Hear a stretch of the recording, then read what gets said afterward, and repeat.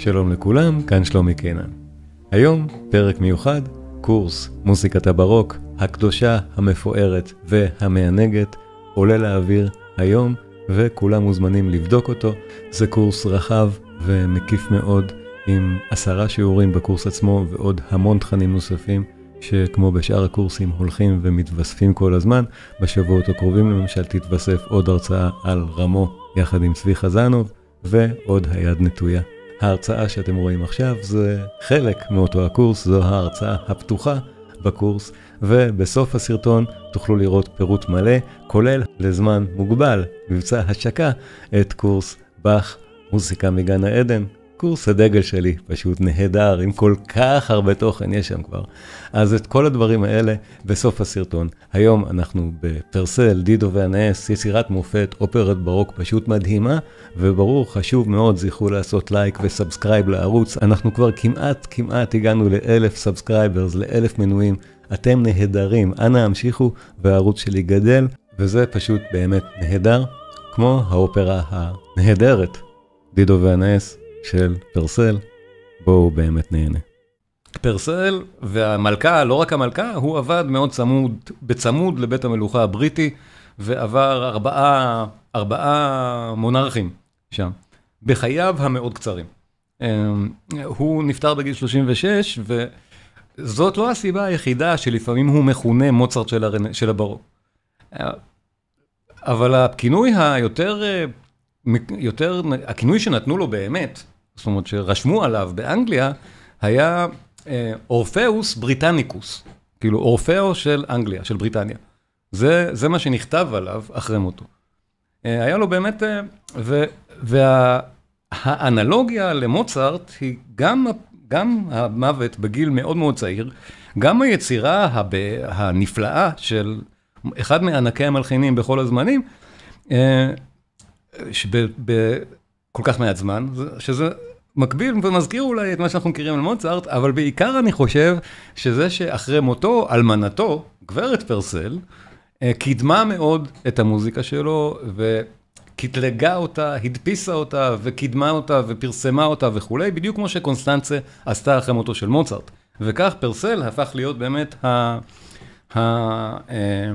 אורפאוס בריטניקוס הזה, זה מבוסס על באמת מה שנכתב עליו באותם הפרסומים. שוב, הדפוס היה הדבר,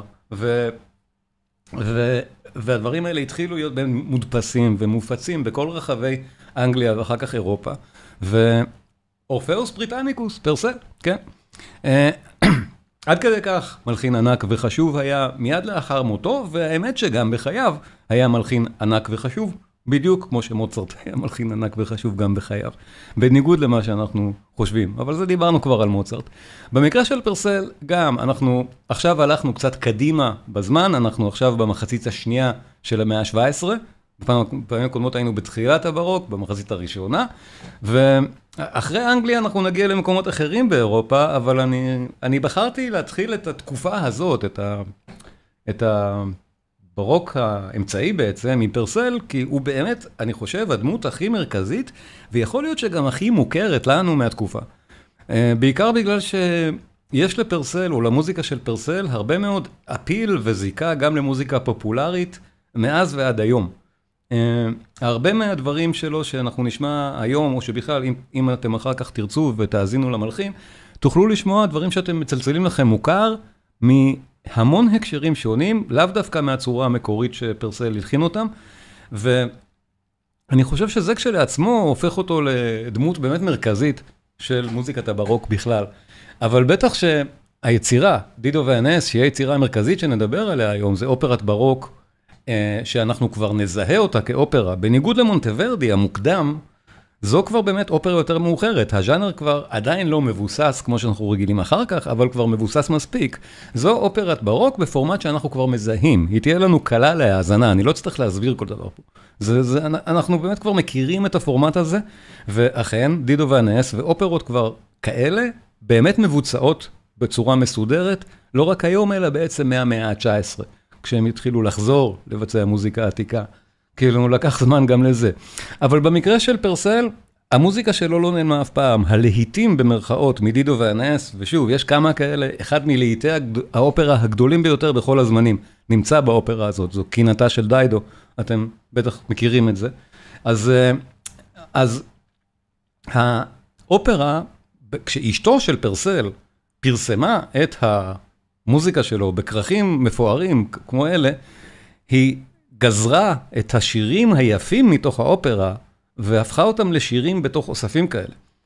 וכל מה שיש לנו מדידו ואנס בעצם, מהיצירה האופראית, זה שחזור שמתבסס על הפרגמנטים מתוך האוספים. אין לנו את היצירה במלואה.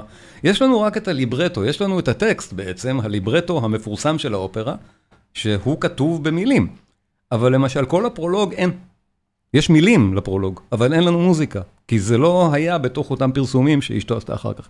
דברים כאלה קרו הרבה מאוד במהלך הברוק המוקדם, ראינו ועדיין באמצע הברוק, אפילו מלחין כמו פרסל, גם איתו יש את הצרות האלה שהיצירות לא שלמות. אפילו מישהו כזה שהיה כל כך מפורסם וחיוני בתקופתו. אז זה ההקדמה באמת הקטנה, אבל בשביל שנבין לפני דידו ואנס מי זה פרסל ולמה אני אומר אנחנו מכירים אותו כל כך טוב והוא כל כך חשוב, למשל זה, מי לא מכיר את זה?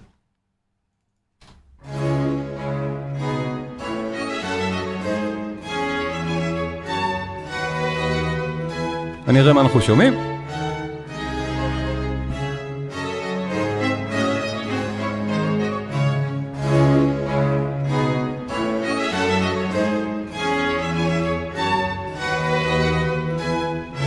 זה רונדו מתוך מחזה שנקרא עבדלעזר.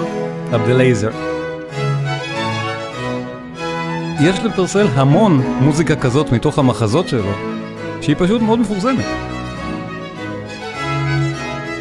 אנחנו פה באמת בברוק, במוזיקה שכבר מנוגנת כל הזמן במסגרות של מוזיקה קלה ומכירים אותה. אבל הקטע הזה כידוע חודש. ואנחנו תכף נשמע את החידושים שלו. אבל שימו לב, בפורמטים האלה של הברוק, שאנחנו כבר מתייחסים אליהם עכשיו כי אנחנו התקדמנו, שימו לב איך הקטע כולו בנוי. אחרי זה, אחרי שאנחנו שומעים את אותה פתיחה, את הרונדו, זו סדרת ריקודים. בתוך המחזה יש לנו סדרת ריקודים. בפעם הבאה שנדבר על צרפת, אנחנו נראה את זה גם, בדיוק בנוי ככה. סדרות של ריקודים. אז בפורמט של אותו הנשף, במחזה מוצג נשף, אבל זה היו גם האירועים החברתיים של התקופה. אחרי הרונדו יש ער, אחרי הער יש עוד ער, ואחרי הער יש עוד משהו. יש מינואט. שימו לב, נגמר הרונדו, מתחיל הער.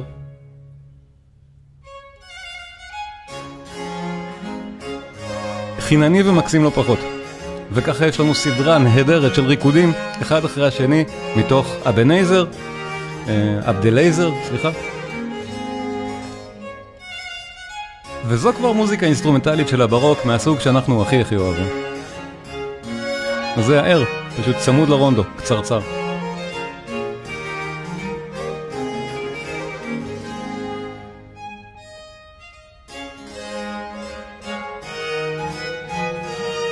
גם ההקלטה ממש מומלצת, אפשר למצוא את זה בספוטיפיי. כריסטופר הוגווד באופן כללי עם האקדמיה של Ancient Music, הם מתמחים במוזיקה אנגלית, זה הרכב מאנגליה, אבל לא רק. כל מה שהם עושים הוא נפלא. וזה באמת הקלטה נהדרת של הדברים האלה של פרסל.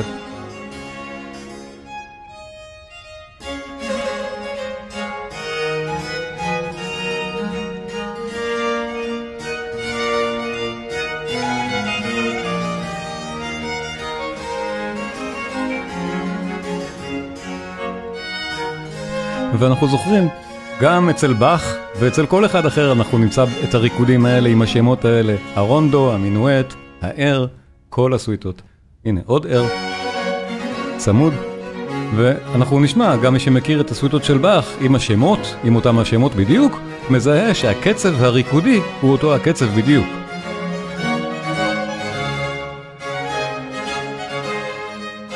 למשל, פה אנחנו סופרים 2, 1, 2, 1, 2.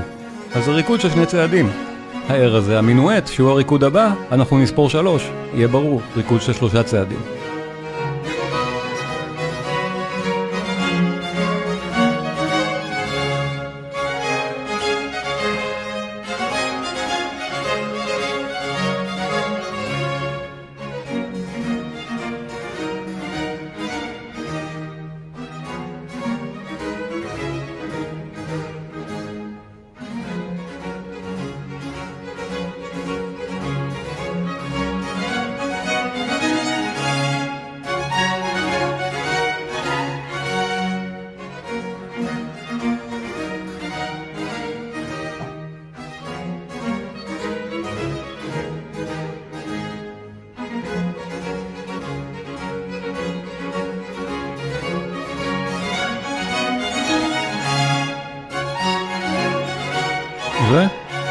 המינואט, שימו לב, עברנו לשלושה רבעים, אחרי פאוזה קצרה, ורוקדים בשלושה רבעים. 1, 2, 3, 1, 2, 3, 1, 2, 3, 1, 2, 3. אנחנו נחזור על הדברים האלה בכל מקום באירופה, בצרפת בפעם הבאה, בגרמניה, פעם שאחריה. הדברים האלה, באמת, הצורות האלה של ריקוד הברוק, הם לגמרי אוניברסליות במוזיקה הזאת, והשמות של הריקודים האלה פשוט חוזרים כל הזמן. ומוזיקה נפלאה, הרבה מאוד מהמוזיקה של הברוק שאנחנו מאזינים לה פשוט בכיף, היא הסוויטות שמורכבות מהדברים האלה.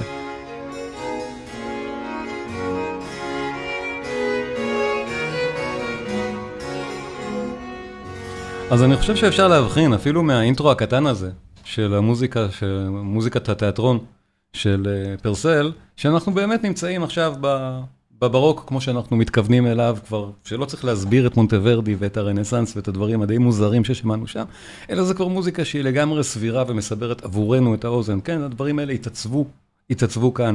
ודברים אחרים של פרסל שהם מאוד, לפני הדברים האחרים, סליחה, באופן מאוד ידוע, את זה למשל, עשה בנג'מין בריטן אדפטציה מפורסמת במדריך לתזמורת שלו לבני הנעורים. הוא בחר את המוטיב הזה של פרסל ומשתמש בו בתור אותה, שוב, יצירה מאוד ידועה של המאה ה-20, מדריך לתזמורת של בני הנעורים. נשמע רק את ההתחלה, אבל שימו לב, זה פשוט מבוסס לגמרי על המחזה של פרסל.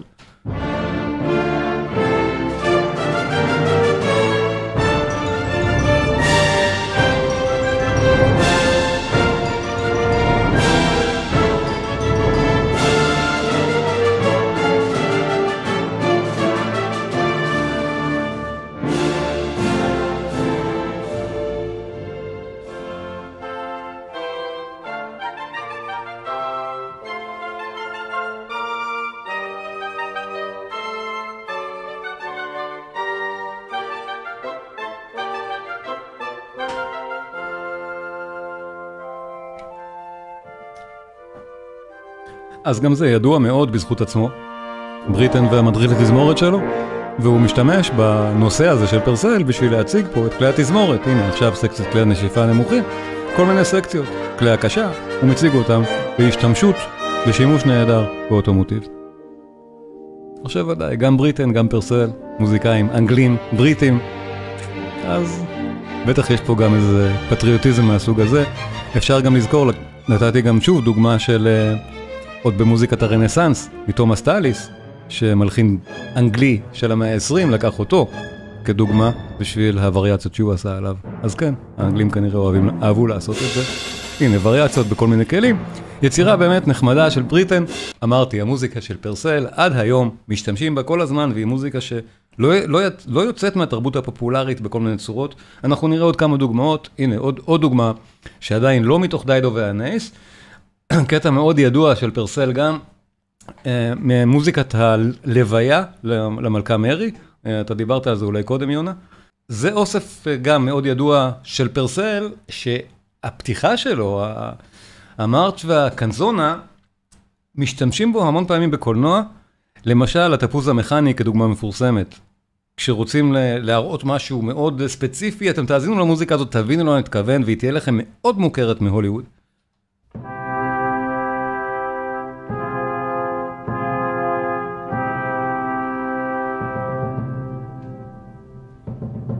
מוזיקת האבל, זה המלכה מרי.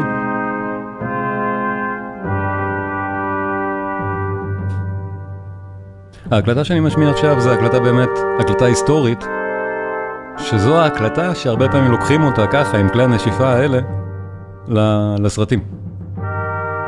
זה לאו דווקא אמור להיות מבוצע עם חצוצרות כאלה, בתווים המקוריים של פרסל.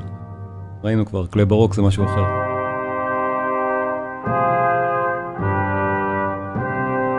עדיין הקלטה קלאסית מאוד מאוד מומלצת.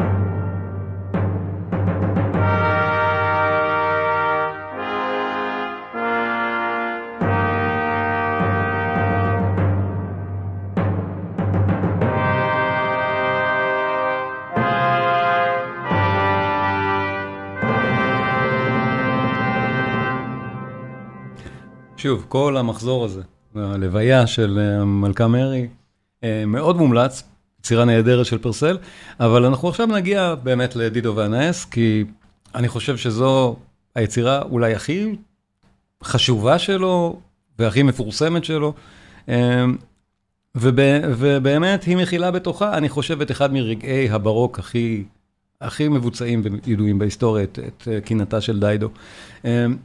נוגה שואלת, מה מאפיין כל ריקוד חוץ מהמשקל? האם יש מקצב ייחודי לכל ריקוד? יש, אבל אנחנו נדבר על זה הרבה יותר לעומק בצרפת. פה זה פחות משנה להרצאה כמו היום, אבל עם לולי למשל זה יהיה מאוד רלוונטי. אנחנו ניכנס לזה, למרות שזה לא מי יודע מה מגוון, להודות על האמת. אבל אנחנו נגיע לשם. אז כמו שאמרתי בהתחלה, את דיידו ואנאס פרסל הלחין, ובסופו של דבר מה שיש בידינו זה רק אוסף של רקונסטרוקציה כזאת, של כל הקטעים שפורסמו בנפרד, השירים היפים מתוך זה, דברים מהסוג הזה, חלק מהקורוסים, ובסוף אנחנו עושים רקונסטרוקציה שחלק באמת מהיצירה, בעיקר הפתיחה שלה, ועוד איזה חלק מהמערכה השנייה, פשוט עבד. אנחנו יודעים שזה עבד כי יש לנו את הליברטו המקורי, יש לנו את המילים המקוריות. ההפקה המקורית כנראה נעשתה בשביל בית ספר לבנות, כנראה, לא יודעים את זה, חושבים שאולי הוא הלחין את זה עוד לפני כן. כך או כך, הטקסט המקורי, הליברטו, קיים מההפקה לפחות, ההפקה ההיא שאומרים שהייתה הראשונה, ואין לנו את המוזיקה, אין את התווים צמודים לטקסט. אז היה צריך לעשות שחזור, וזה ממש חבל. כאילו פשוט באמת, אבל מה לעשות? זה מה יש ברשותנו, אז אנחנו מתחילים בעצם מהאמצע. הסיפור של דיידו ואנאס זה כמו שאנחנו כבר רגילים מהתקופה הזאת, שהדבר היחיד שמבחינתם זה תוכן ראוי, גם מוזיקלית, אבל גם דרמטית, זה דברים מהתקופה הקלאסית שלהם. התקופה הקלאסית בעיניהם זה יוון ורומא העתיקה. אז גם דיידו ואנאס, זה אגדה הפעם מרומא, לא מיוון, של וירג'יליוס מהמאה השנייה לספירה, שהוא מתאר באמת את דיידו שהיא מלכת קרתגו. האגדה אומרת שאנאס הוא פליט מלחמת טרויה, והגיע לקרתגו, ספינתו נטרפה בקרתגו, ודיידו הצילה אותו והתאהבה בו, אבל המכשפות הרעות והקוסמת הרעה והרעים רוצים לסכסך ורוצים בחורבנה של קרתגו, ולכן הם בסופו של דבר, אנאס משתכנע שהוא חייב לצאת למשימה שלו ולהקים את רומא, עוזב את דיידו והיא מתאבדת. זו הטרגדיה של וירג'יליוס. הגרסה באנגלית היא מעט אולי שונה ומיופייפת, אבל זה באמת הבסיס. לא צריך יותר מדי להתעמק, נגיד, בתוכן הוא לא הרבה יותר עמוק מזה. טרגדיה יוונית מבוצעת ככה. אופרה קצרה, גם זה שעה בסך הכל, תוכלו להאזין לה בקלות אחרי שאני ארצה עליה היום. אני היום משמיע כמה קטעים נבחרים מתוך האופרה, קטעים נהדרים שמייצגים באמת לדעתי, הכי יפה, גם את פרסל וגם את הסגנון, את סגנון הברוק, שכבר הוא אחרי מה ששמענו קודם, היותר מאוחר כבר, הרבה יותר מפותח. אנחנו נראה פה כבר את החלוקה הבאמת ממש בולטת לרציטטיבים, אריות וקורלים, ואנחנו נשמע גם את המוזיקה כבר הרבה יותר מתקשרת באופן שהוא ברור לנו. למשל, אוברטורה. ברור שהיא אוברטורה שנשמעת לנו כבר לא כמו הדבר ההוא, מהפעם הקודמת, אלא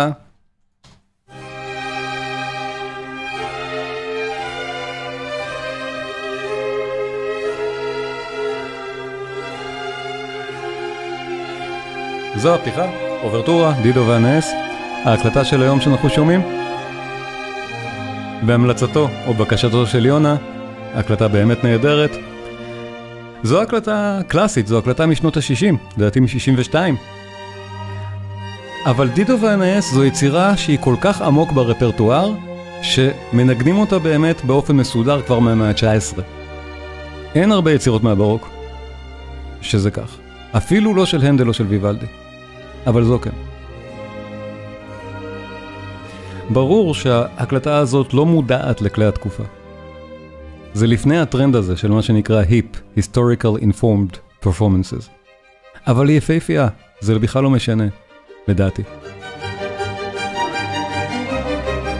אנחנו שומעים את הצליל המלא של תזמורת מודרנית, וזה נהדר.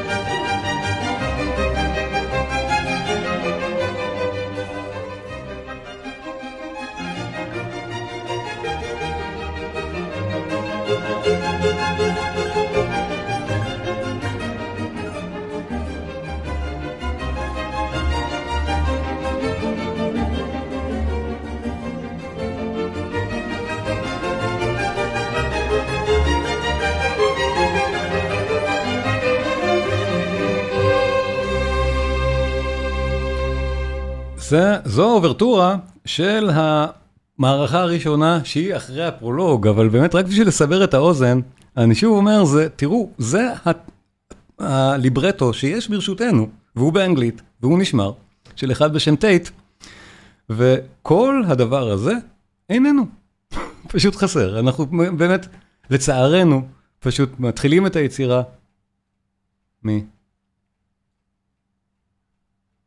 כל זה איננו, מתחילים את זה מפה. הרבה מאוד מוזיקה הלכה לאיבוד, כל כך חבל, אבל בואו נשמע מכאן. בלינדה זו אחותה והנערה העוזרת של דיידו. בואו נשמע השיר הראשון.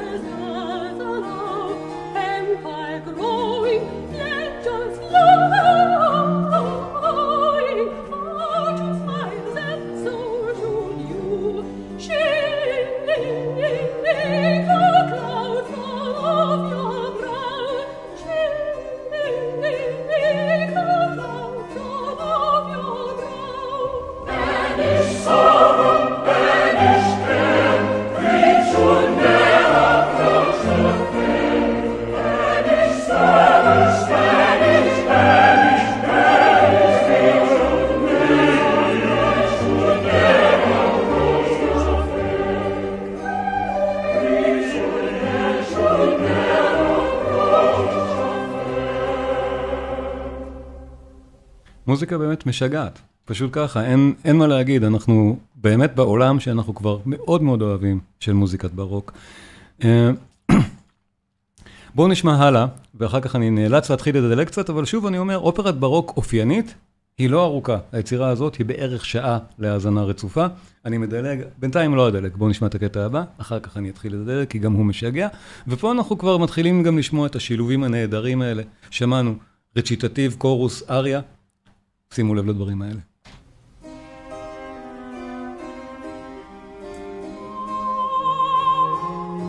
רגע.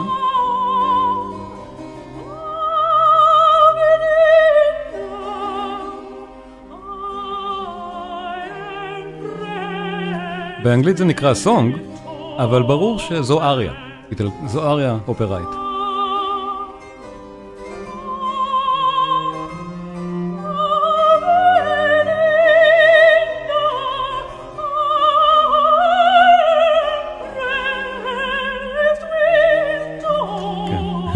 נכון, יונה?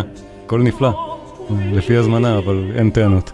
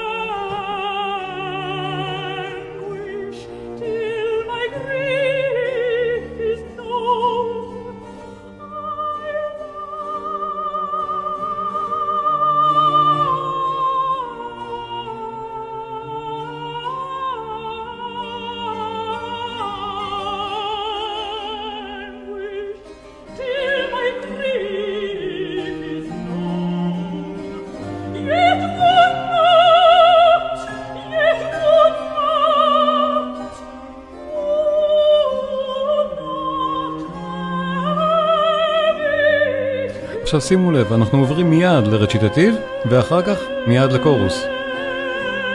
הדברים פה, באמת, בתוך המרקם.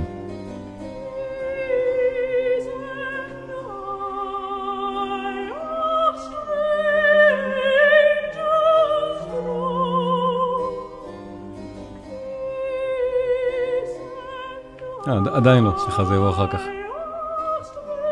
זאת חזרה על זה.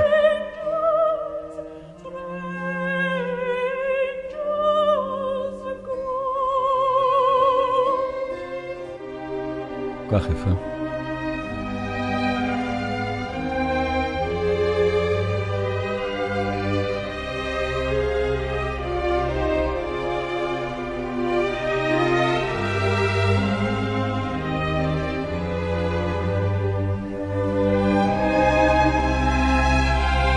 לקראת הסוף, פרסל חוזר לזה, להולכות האלה, בשירה המפורסם של דיידו.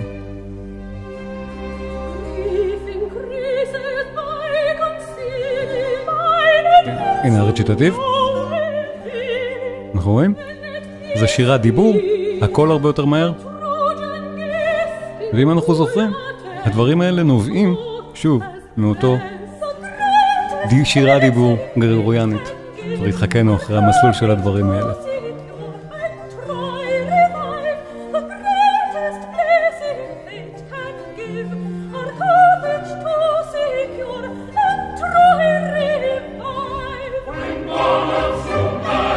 והקורוס מיד.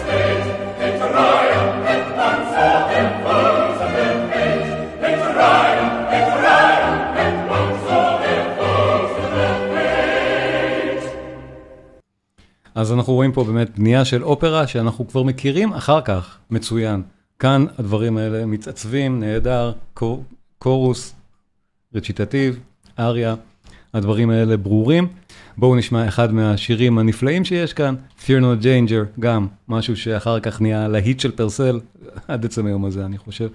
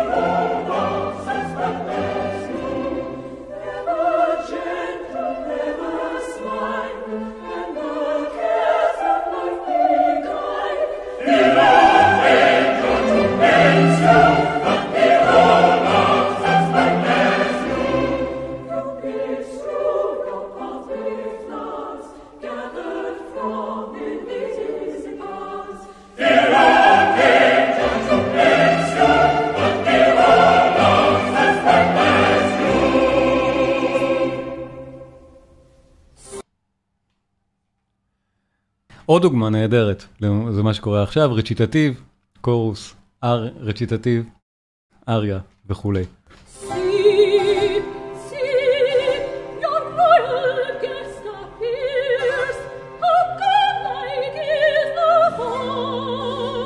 אנחנו שוב מזהים, אנחנו בשיר רציטטיב, שירה דיבור. התפקיד של הנאיס למשל, לא חייב להיות מושר על ידי גבר. במקור זה כתוב ברגיסטר של קונטרטנור או אלט. כאמור זה היה בהתחלה, כנראה לבית ספר לבנות. כל התפקידי שירה כאן כתובים לרגיסטרים גבוהים, אבל מאוד מקובל, כמובן, לשיר את זה גם בקולות גבריים.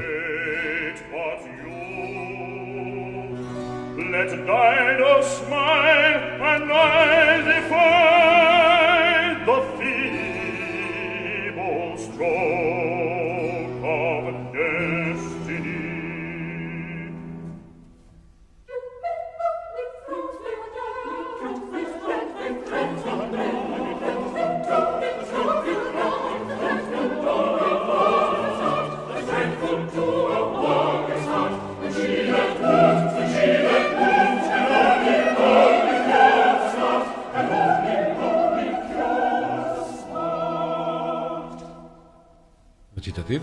If not for mine, for empire's sake, some pity on your love take. Oh, make not in a hopeless fire a hero fall and Troy once more expire. ואריה.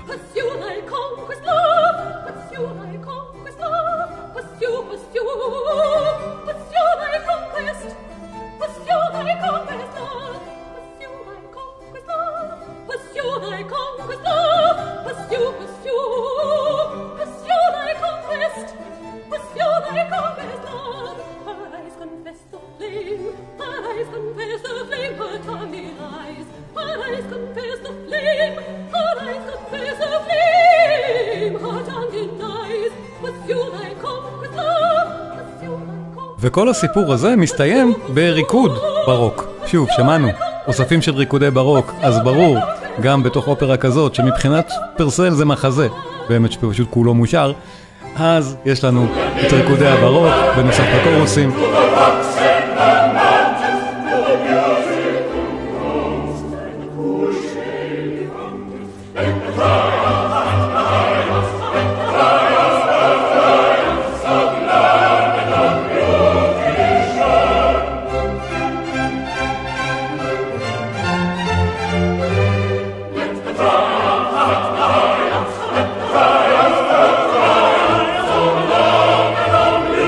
סליחה, לא רואים את המילים. הנה, סליחה. אנחנו כאן.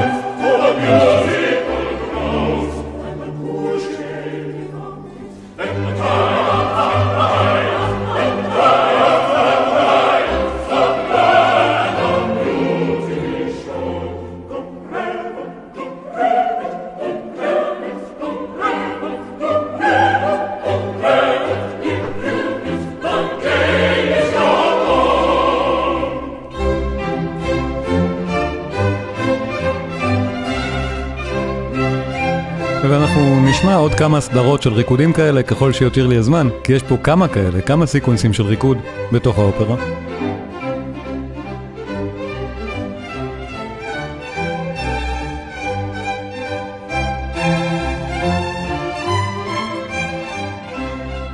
זה מינואט בשלושה רבעים, שוב לשאלתה של נוגה נדמה לי. אנחנו יכולים לזהות די בקלות את אופי הריקוד באמת מהקצב שלו, מהמקצב שלו, או מהמשקל שלו. 1, 2, 3, 1, 2, 3, 1, 1, 1.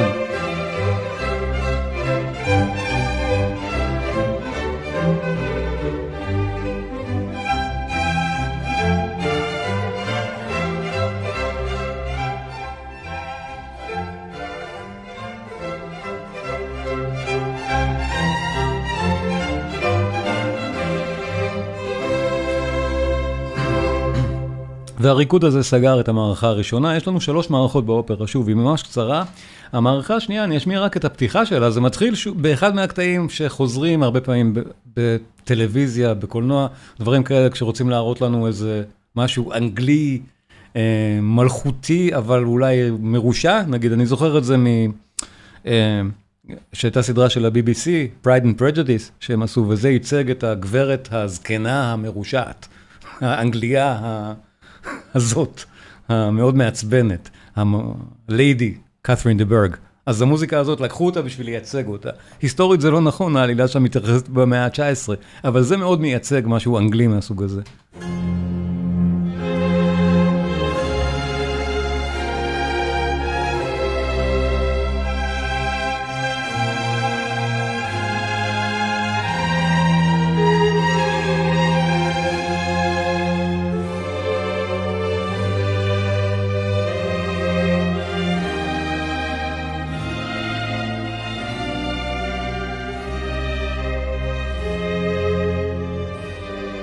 אז האינטרו הזה, הפתיחה, זה אפילו לא נקרא סינפוניה, זה פשוט נקרא פתיחת המערכה, שנכנסות לסצנה הזאת, לסצנת המערה. אז הפרלוד, הרבה פעמים באמת מבוצע כך בכל מיני הקשרים.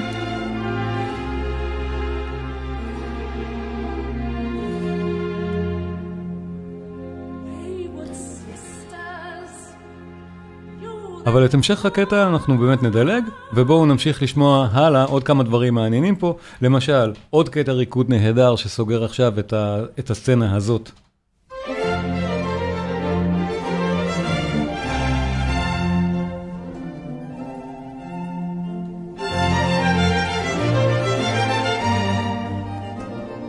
היצירה משובצת באמת, וכל רגע מתוכה הוא מרהיב מוזיקלית. זו שעה נהדרת של מוזיקה נפלאה מלאה דמיון, ולא פלא שזאת אחת האופרות הכי מנוגנות בעולם. דיזודונס, מהמאה ה-19 ועד.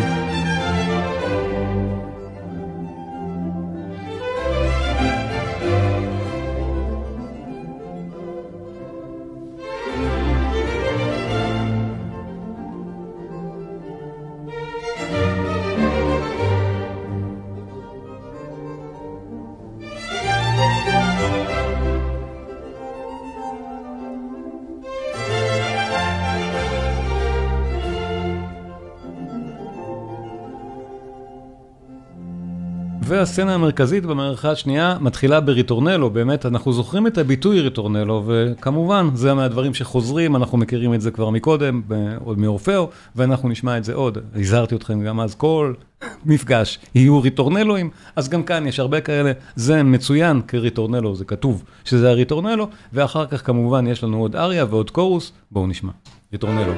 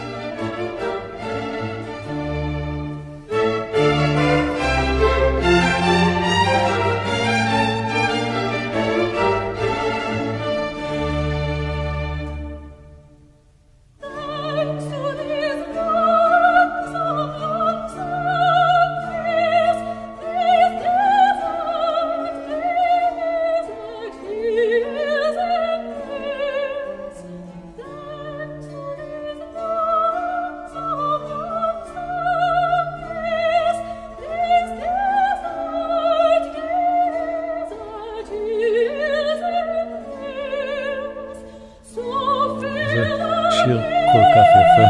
So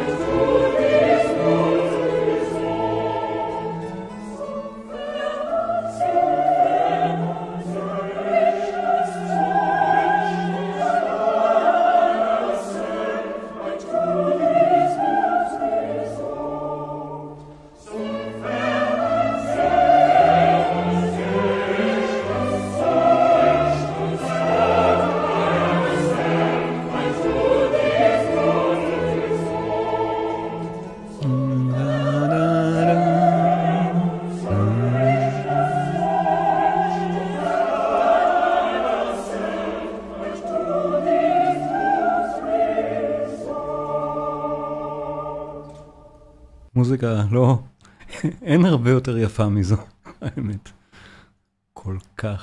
כל כך טוב. בזמן שנותר לנו, בואו נשמע עוד כמה קטעים מתוך האופרה, ואני שמרתי את השיא לסוף, גם פרסל. אבל לפני השיא, עוד קטע נהדר, את הפרלוד למערכה השלישית, עם השיר Come Away Fellow Sailors, זה עוד אחד מלהיטי פרסל, מכל האוספים האלה שאשתו עשתה, זה אחד הלהיטים הגדולים.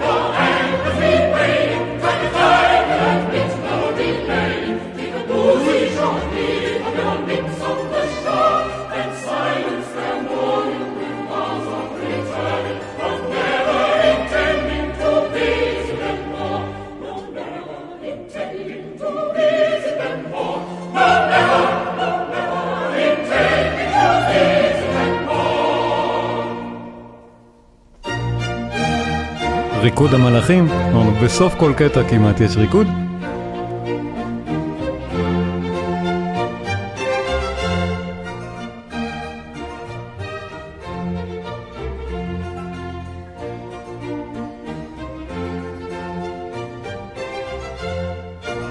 בהרבה מובנים פרסל הוא אולי האחרון באנגליה. מה שקרה באנגליה אחריו, אנחנו נחזור לאנגליה בסוף הקורס, אנחנו נחזור לאנגליה עם הנדל, אבל הנדל הוא לא אנגלי. הקריירה שלו הייתה בלונדון. גם היידן אחריו, ומוצרט כמעט.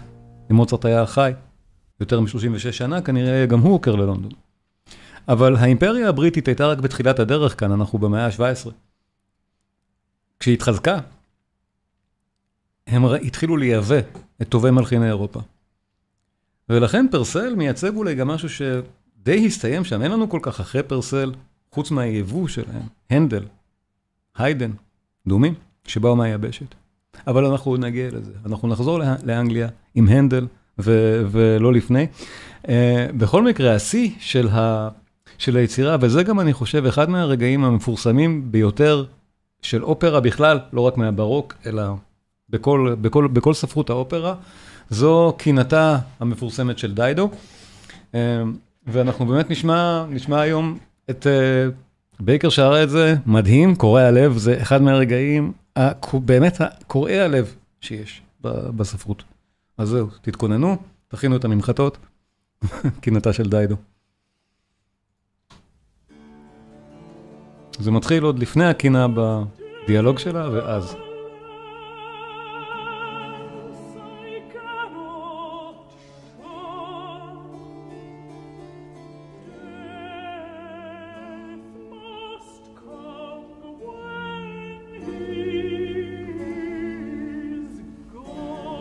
זה הרציטטיב, אמרנו. יש לנו קורוס, שימו לב.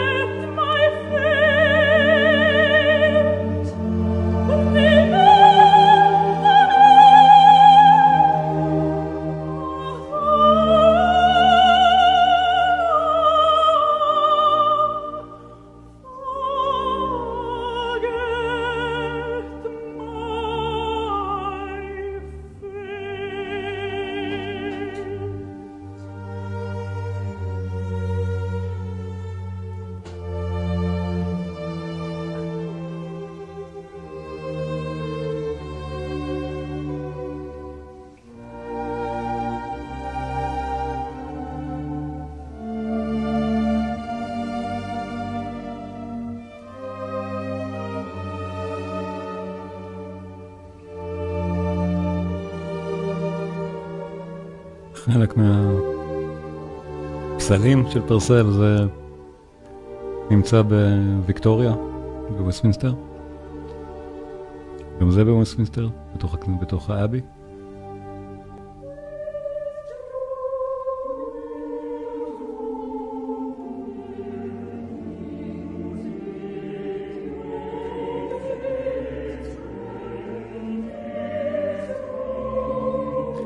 ולסיום אני באמת רוצה להשמיע חלק נוגה שואלת על הפסל, זה פסל של פרסל, פשוט שלכבודו נמצא בוויקטוריה סנט ווסטמינסטר בלונדון. אז פרסל מודרני, מלחין פשוט דמות אנגלית בריטית מאוד מאוד חשובה. אז השיר הבאמת נהדר הזה זכה להמון המון גרסאות עדכניות, ואני לסיום, אם עוד 5 דקות, סליחה, נסיים טבעה יותר מאוחר, זה פשוט מוזיקה נהדרת.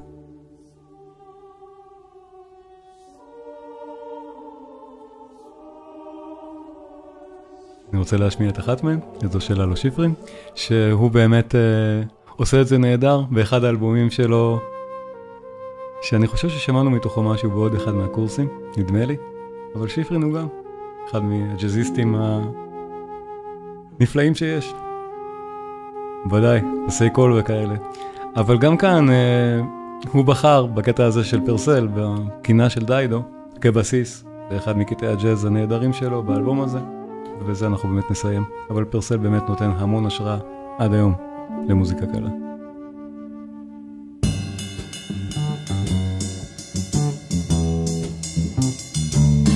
תודה רבה אלישבע.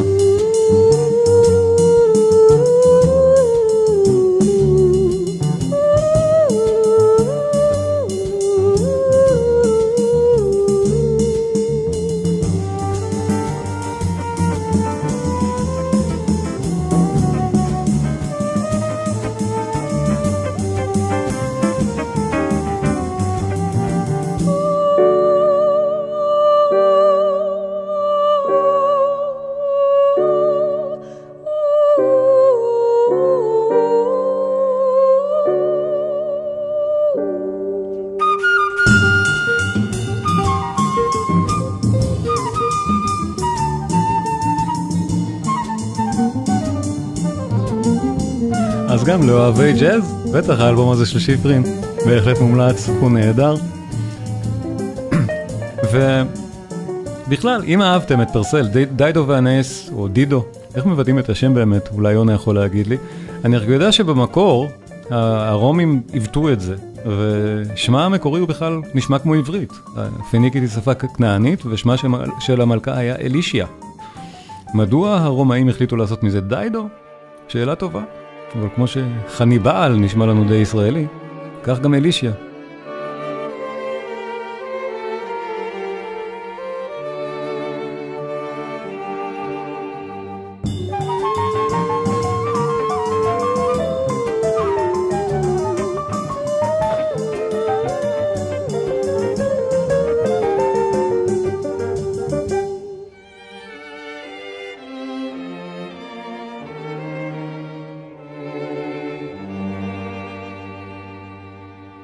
לאלו שיפרין, קינתה של דיידו, תודה רבה לכם. אפשר לפתוח מיקרופונים מי שרוצה. צפינו עכשיו בשיעור על דידו ואנס של פרסל, מתוך הקורס מוזיקת הברוק, הקדושה, המפוארת והמענגת, ואני רוצה להראות לכם מה אתם מקבלים כשאתם רוכשים את הקורס, כי בעצם אתם רוכשים את זה ומקבלים במתנה עוד קורס, את קורס הדגל שלי אני חושב על באך. אז קודם כל קורס מוזיקת הברוק, הקדושה, המפוארת והמענגת. לפני הברוק, ימי הביניים והפליין צ'אנט, שירי טרובדורים, הרנסנס המוקדם, דופי, טליס וגם וון וויליאמס. כלי הנגינה העתיקים והמודוסים של תקופת הרנסנס, ועשו דאולנד. בין הרנסנס לברוק, איטליה, פלסטרינה והמוסיקה הכנסייתית הקתולית, זרליני והאסכולה הוונציאנית. מונטוורדי אורפאו ופרסל דידו ואנס. דידו ואנס זה מה שאתם רואים עכשיו, מונטוורדי אורפאו זה שיעור הרבה יותר מעמיק מההרצאה הפתוחה שיש בערוץ. שתיהן ניתוח של אופרות ברוק, באמת נפלאות, אורפאוס זה בין הרנסנס לברוק, זה ברוק פרופר, נהדר. צרפת, המוזיקה בחצרו של לואי ה-14, לולי, שרפנקה, דללן וקופרן, עם האורח המיוחד, צבי חזנוב, שגם נותן לנו פה הרבה מאוד תובנות לגבי צרפת, החצר של לואי והמוזיקה. גרמניה לפני באך, שיץ, בוקסטהודה ופחלבל. איטליה של ויוולדי, איזה כיף, סקרלטי, קורלי, אלבינוני, יש שם עוד כמה. הנדל, המשיח ועוד, וקצת על טלמן, ומפגש בונוס, כל מיני הפתעות, זה כבר באמת השיעור העשירי של הקורס, והכל מיני הפתעות האלה, זה הפתעות. באמת מי שאולי חד עין רואה מה לא היה ברשימה עד עכשיו, יכול לנחש מה נמצא כאן. בנוסף, יהיה לנו, כאמור, תמיד בכל הקורסים שלי יש עוד מפגשים, ולזה למשל אנחנו נעשה עוד מפגש על רמו, גם עם צבי חזנוב, וכשזה יהיה, זה יעלה לקורס, וכמובן, כל דבר שאני מעביר שרלוונטי, עולה מיד לקורס, הדבר הוא דינמי. בתכנים הנוספים יש לנו הפוגה, מהי פוגה ואיך באך משתמש בה, הקנון, המנחה המוזיקלית של באך, באך היוהנס פסיון, ויוולדי, 4 העונות ועוד מוזיקה אביבית, ספיישל חנוכה במתג, הנדל, יהודה המכבי. אז התכנים הנוספים האלה הם גם נהדרים, ואתם כבר רואים שאנחנו מתממשקים כאן עם באך בתכנים האלה שקשורים לקורס השני, ומבצע השקה מיוחד לקורס מוזיקת הברוק. כל צופי הערוץ ומאזיני הפודקאסט שירכשו אותו עכשיו, בחודש הקרוב, מקבלים גם קופון לצפייה בחינם בקורס, קורס הדגל שלי אני חושב, באך מוזיקה מגן העדן, שגם בו יש כבר הרבה מאוד בונוסים ותכנים נוספים. אני אעבור מהר על מה אתם מקבלים גם שם, כי כל זה באמת בנוסף לקורס מוזיקת הברוק, וזה מאוד קשור כמובן. אז המבוא, מתאוס פסיון, באך בנוף תקופת הברוק, המיתולוגיה על באך, אומנות הפוגה, מוזיקה כללית, קודש הקודשים, המוזיקה הכנסייתית. ואז אנחנו נכנסים לפרטים, מוזיקה מגן העדן, חלק ב' ניתוח יצירות, היוהנס פסיון, המיסה בסימינור חלק א', הפסנתר המושווה, וריאציות גולדברג, המנחה המוזיקלית, הקנטטות מבוא, קנטטות של אהבה, הסוויטות התזמורתיות, הקונצ'רטים הברנדנבורגיים, קונצ'רטי לכלי סולו ותזמורת, מונטוורדי, אורפאו בין הרנסנס לברוק, זה משיק לקורס הקודם, ספיישל קריסמס, הפסיונים לחג הפסחה. בונוסים, מתאוס פסיון, במלואו, הקלטה נהדרת, אני באמת ממליץ לצפות בזה יחד, ודאגתי שיהיה גם תרגום, והרצאת בונוס באך, תיאולוגיה ויהדות, הרצאה מאוד מעניינת, שלא קשורה ישירות דווקא למוזיקה, אלא גם לדברים אחרים. אז כל זה מחכה לכם בקורסים הדיגיטליים של קלאסי קינן, בעיקר כמובן מוזיקת הברוק, הקדושה, המפוארת והמענגת. נתראה שם.